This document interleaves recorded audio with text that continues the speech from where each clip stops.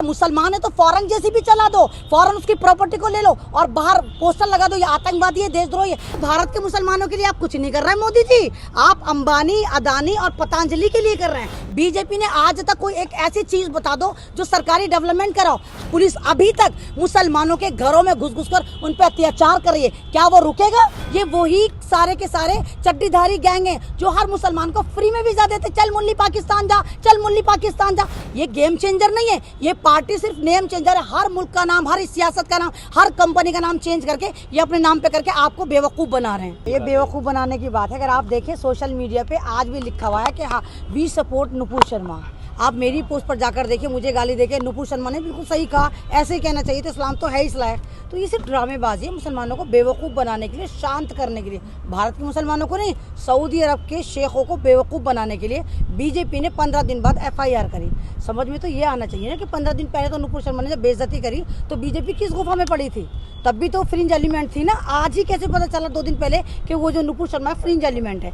तो ये सिर्फ इस वजह से है कि इनको पता है कि 16 मुल्क सऊदी के बिल्कुल खड़े हो गए और हिंदुस्तान के प्रोडक्ट का बाइकआउट कर दिया है। और कोई ने तो आज यहाँ तक कह दिया हमें बेवकूफ़ मत बनाओ मोदी जी, हमें तुमसे नहीं, हमें RSS से भी प्रॉब्लम है, क्योंकि तुम्हारी जड़ों में ही जहर है और वो जहर घोलने वाली जो एक ऑर्गेनाइजेशन है वो RSS है। यानी अब सऊदी जो कहेगा वो कहेगा कि RSS भी बैन चाहिए। एक बात बताइए, मतलब देश में अगर गलत हुआ, अगर आप आज कत्ल करते हैं और 25 साल बाद आपको आपकी फैमिली कहती है हाँ इसने कत्ल करा, तो ये सही होता है? वैसे तो आपकी नज़र बहुत काम करती है, खासकर दूर की नज़र काम करती है, लेकिन आपकी पार्टी में जो उत्पात मचा रहे हैं, जो गलत बोल रहे हैं, जो इनको प्रोटेक्ट कर रहे हैं, जो स्ट्रीम चैनल पे बैठ के खुद गालियां दे रहे हैं और जिनको मोदी जी फॉलो कर रहे हैं। मैं बार बार कह रही हूँ कि मोदी जी एक तरफ तो कह रहे हैं कि नुपुर शर्मा फ्रिंज एलिमेंट है, दूसरी तरफ मोदी जी, अमित शाह, नितिन गडकरी, मोहन भागवत और ऐसे नामचीन लोग नुपुर शर्मा को आज भी फॉलो कर रहे हैं। यानी फ्रिंज एलिमेंट आपकी पार्टी में पहले से क्या कर रहा था आपको पता था। और जिस तरह बीजेपी ने आनंद फानन 38 लोगों की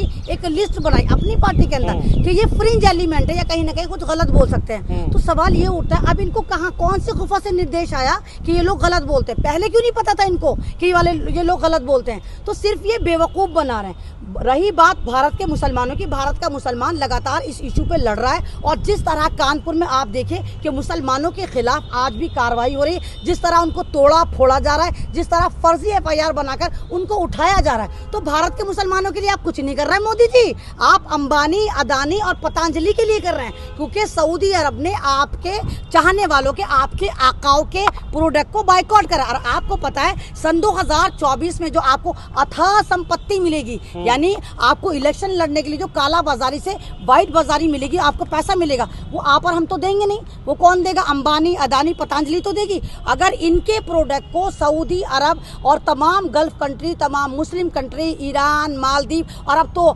रशिया भी कूद पड़ा है, पाकिस्तान भी कूद पड़ा, बांग्लादेश भी कूद पड़ा, छोटे छोटे से मुल्क कूद पड़े, अगर ये प्रोडक्ट का बाइकआउट करेंगे तो कमर किसकी टूटेगी? अंबानी, अदानी की। तो आकाओं को खुश करने के लिए मोदी जी एक के बाद एक भारी गलती करे जा रहे हैं। मैं लॉजिकल फैक्ट में कह रही हूँ, मैं कोई आपको एक अफवाह में मोदी जी नहीं जुमला फेंक के चली जाऊंगी, मैं फैक्ट बता रही हूँ भाई।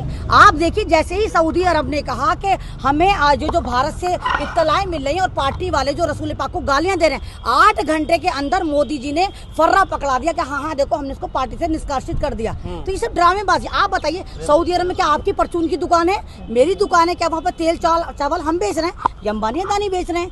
जब इनके प्रोडक्ट का बाइकआउट होगा तो आका नाराज होंगे, आका नाराज होंगे तो बीजेपी जो है वो कूदेगी, क्योंकि ये तमाम के तमाम इन्हीं नफरती एलिमेंट्स पे चल रही, तमाम जो पैसा है वो गलत जगह यूज हो रहा है। आप बताइए, यही स्ट्रीम चैनल जो सुबह शाम हिजाब हराम हलाल करता रहता है, क्या इसने कहा कि नुपुर शर्मा के खिलाफ कार्रवाई जो हुई वो सही हुई? आप देखिए कल तिहाड़ी कैसा लेबर पेन ले लेके मर रहा था। ये कुछ इस्लामिक कंट्री, क्योंकि इनके प्रॉफिट मोहम्मद को गलत करा, समझ में नहीं आता कि ये इतने नाराज क्यों गए। और आज से पहले भी भारत में हम इस तरह की गतिविधियां करते रहे हैं, यानी उसने खुद कबूला कि हम तो मुसलमानों को ऐसी तैसी लगातार मारते चले आ रहे हैं। आज तक तो सऊदी अरब नहीं बोला, इस बार ऐसा क्या हुआ कि सऊदी अरब बोला? तो उस जाहिल को ये बताओ कि तुमने मुसलमानों की मस्जिदें तोड़ी तो मुसलमान उसके लिए लड़ रहा था, मुसलमानों के हिजाब को टारगेट करा तो भारत का मुसलमान उसके लिए लड़ रहा था, फाइट कर रहा था। तुम हमेशा हराम हलाल कर रहे थे, मुसलमान उसके लिए लड़ रहा था। लेकिन अगर तुम इस्लाम को टारगेट करते हो तो इस्लाम को मानने वाले तमाम दुनिया में रहते हैं, सिर्फ भारत में नहीं रहते। थे। आप रसूल पाक को अगर गाली देते हैं तो आप देखिए तमाम मुल्क निकल कर आएंगे, क्योंकि इस्लाम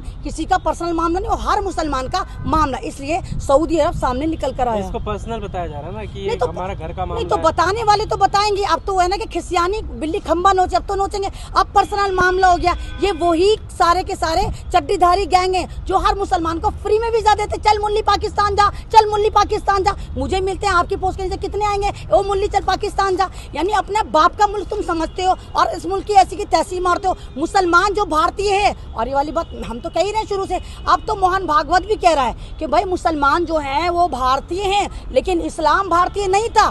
तुम हर मस्जिद के नीचे शिवलिंग मत ढूंढो, सिर्फ उन मस्जिदों के नीचे ढूंढो जिनको हमने चिन्हित करा है। तो ये तो अब हड़बड़ाए में, और हड़बड़ाहट जो है इनकी वो सच उगल रहे हैं। ये खुद बता रहे हैं कि हम भारत में मुसलमानों पर लगातार जुल्म करते चले आ रहे हैं, इनके मुंह से निकल रहा है। तो लेकिन अब अगर सऊदी अरब आगे आए और प्रोडक्ट को बाइकआउट करा, मैं इसको अप्रिशिएट करती हूँ, बिल्कुल करना चाहिए, प्रोडक्ट का बाइकआउट करें, हमारे पे तो कोई फर्क नहीं पड़ेगा। क्यों नहीं पड़ेगा? हमारे पे तो फर्क पड़ेगा सर, हमारे पे कोई फर्क नहीं पड़ता, बिल्कुल नहीं। अगर हमारे आलू को आप सऊदी अरब में जाकर बेचेंगे तो 2 आलू में 2 रुपए पड़ रहा था, वो हम 10 रुपए खरीदते हैं।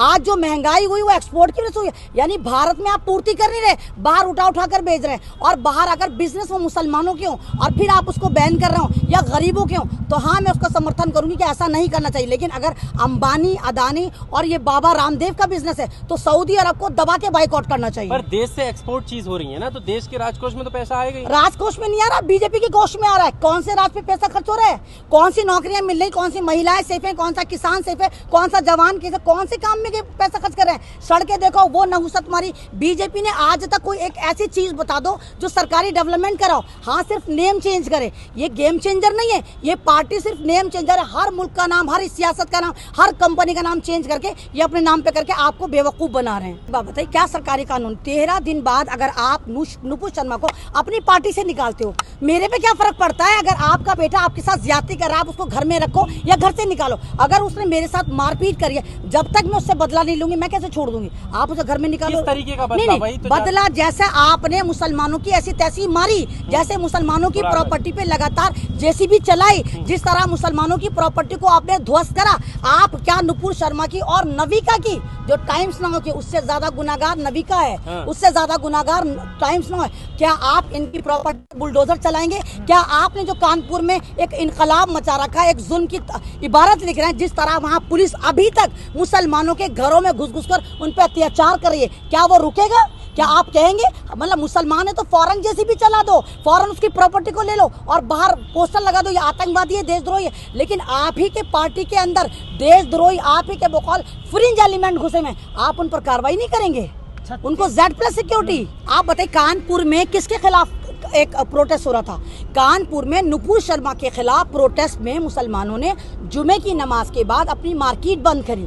वहां पर पुलिस जिस तरह मुस्लिम समाज पर लठ तोड़ रही है, जिस तरह मुस्लिम समाज पे पत्थरबाजी पुलिस वाले कर रहे हैं और RSS के भगवा संतरे कर रहे हैं, वो तमाम दुनिया ने देखा। लेकिन FIR किस पर हो रही है? मुसलमान समाज पर। मारा किसको जा रहा है? मुस्लिम समाज पे। अरे 12-12 साल के बच्चे जो गलियों में जा रहे हैं ना, उनको भी पुलिस वाले मार रहे। तो इतने नरभक्षी हो गए कि वर्दी वाले सर्टिफाइड गुंडे बना दिए। किसने बनाए? बीजेपी सरकार ने बनाए। कौन है ये पुलिस वाले?